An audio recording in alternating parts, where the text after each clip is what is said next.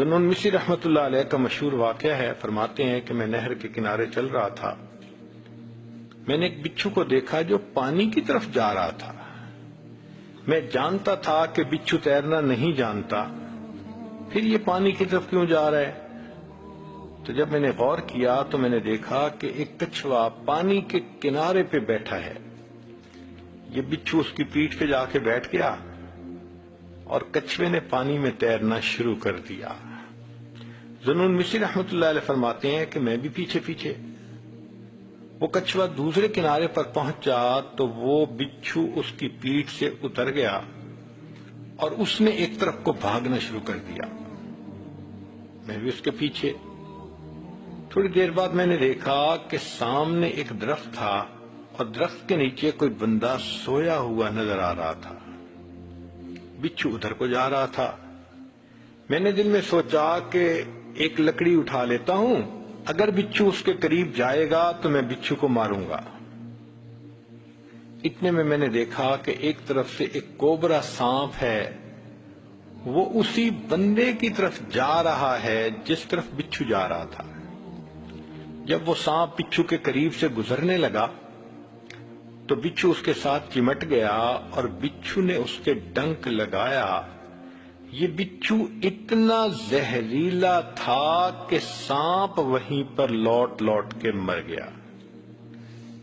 پھر بچھو واپس، میں نے دیکھا کہ کچھوا کھڑا تھا، یہ بچھو اس کی پیٹھ پر بیٹھا اور کچھوے نے پھر اسے پہلے کنارے تک پہنچا دیا۔ میں نے دل میں سوچا کہ لگتا ہے کہ یہ درخت کے نیچے سونے والا کوئی بڑا ولایت کبریٰ کے مقام کا ولی ہوگا۔ میں لوٹ کے واپس آیا کہ میں اس ولی سے دعا کرواتا ہوں، تو میں نے دیکھا کہ وہ نوجوان تھا اور اس کے منہ سے شراب کی بو آ رہی تھی۔ میں نے اس کو جگایا اور میں نے اس کو کہا کہ دیکھ، تو شراب پی کے میٹھی نیند سو گیا، تیرا پروردگار جاگ جاگ کے تیری حفاظت کرتا رہا۔ جب اس نوجوان نے سانپ کو مرے دیکھا تو اس کی آنکھوں سے آنسو آ گئے، کہنے لگے اللہ آپ کتنے کریم ہیں، میں کبیرہ گناہ کا مرتکب ہو کے میٹھی نیند سو گیا، تو پروردگار جاگ جاگ کے میری حفاظت فرماتا رہا۔ اس نے کہا کہ میں آج کے بعد اپنے اللہ کی کبھی بھی نافرمانی نہیں کروں گا۔ اسی لیے انسان اللہ کے در سے دور بھاگتا ہے۔ شان بے نیازی کا تعلق تو یہی تھا کہ اگر کوئی اللہ کے در سے پیٹھ پھیر کے جاتا، اللہ پیچھے سے اس کی پیٹھ میں ایک لات لگوا دیتے اور یہ بھی کہہ دیتے کہ او بدبخت، میرے دروازے سے پیٹھ پھیر کے جا رہا ہے، اب میں دروازہ ہمیشہ کے لیے بند کر رہا ہوں۔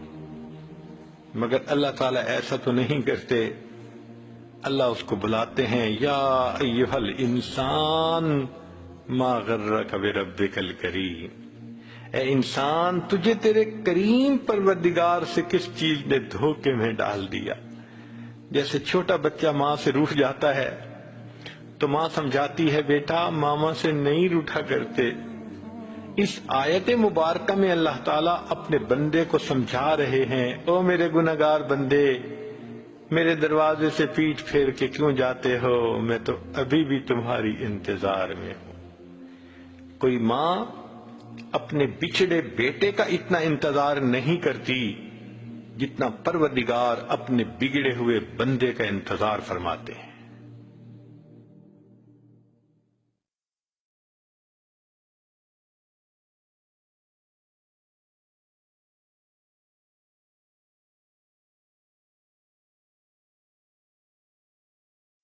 لا إله إلا الله محمد رسول الله عليه صلاة الله وآله والأحبة لا إله إلا الله محمد رسول الله عليه صلاة الله وآله